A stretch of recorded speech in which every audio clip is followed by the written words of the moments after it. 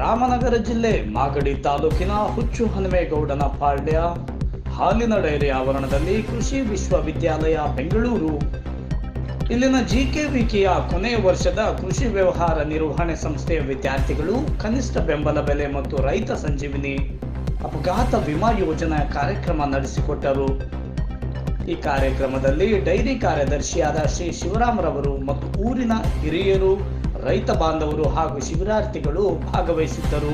ಇವಾಗ ರೈತರು ರೈತರು ಒಂದು ಊರಲ್ಲಿ ಎಲ್ಲ ರೈತರು ಒಂದೇ ಬೆಳೆ ಬೆಳೆದಿರ್ತಾರೆ. ಆ ಒಂದೇ ಬೆಳೆ ಬೆಳೆದಾಗ ಇವತ್ತು ಮಾರ್ಕೆಟ್ ಅಲ್ಲಿ ಮಾರಕ್ಕೆ ಹೋಗ್ತಾರೆ.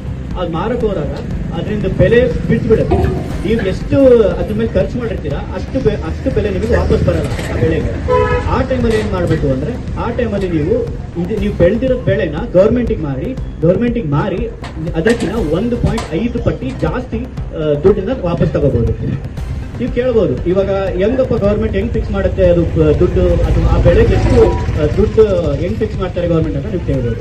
ಅದೊಂದು ಕೌನ್ಸಿಲ್ ಇದೆ, CACP ಅಂತ, ಕೃಷಿ ವೆಚ್ಚ ಮತ್ತು ಬೆಲೆಗಳ ಆಯೋಗ ಅಂತ ಒಂದು ಕೌನ್ಸಿಲ್ ಇದೆ.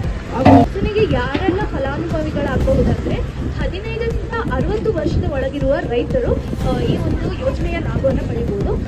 ಮೊದಲನೇದಾಗಿ ಈ ಒಂದು ಯೋಜನೆಯ ಲಾಭ ಅಥವಾ ಪ್ರಯೋಜನವನ್ನು ಪಡೆಯಲು ರೈತರು ಯಾವ್ಯಾವ ಚಟುವಟಿಕೆಯಲ್ಲಿ ಇದ್ದಾಗ ಈ ಒಂದು ಯೋಜನೆ ಅಂತ ಹೇಳ್ತೀವಿ.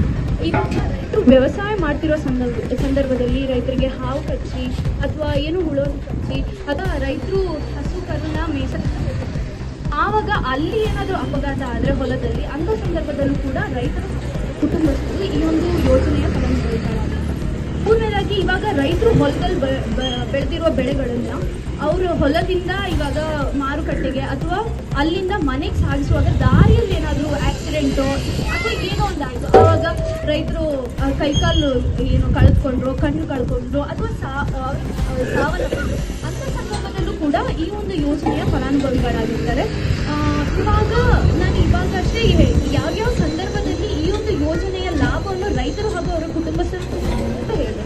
ಅದೇ ರೀತಿಯಲ್ಲಿ ಕೆಲವೊಂದು ಸಂದರ್ಭಗಳಿರುತ್ತೆ, ಅಂಥ ಸಂದರ್ಭಗಳು ಬಂದಾಗ ಈ ಒಂದು ಯೋಜನೆಯ ಲಾಭವನ್ನು ರೈತರು ಪಡೆಯೋಕ್ಕಾಗಲ್ಲ.